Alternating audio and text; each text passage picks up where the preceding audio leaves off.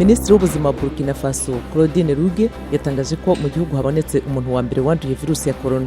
Ni umugabo n'umugore bari basubiye muri Burkina Faso bavuye mu ruzinduko mu Bufaransa.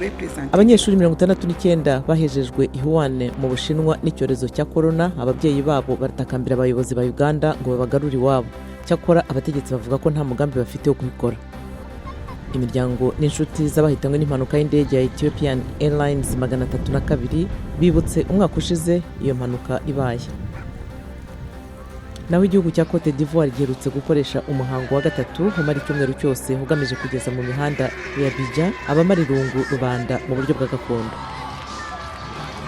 Muri Kenya ho Kavisa Mutua w'imyaka 31 y'amavuko yabaye umunyakenyakazi wa mbere uvuza ingoma abikora nk'umwuga, ibintu byari bimaze igihe kirekire bifatwa nka kirazira ku bagore.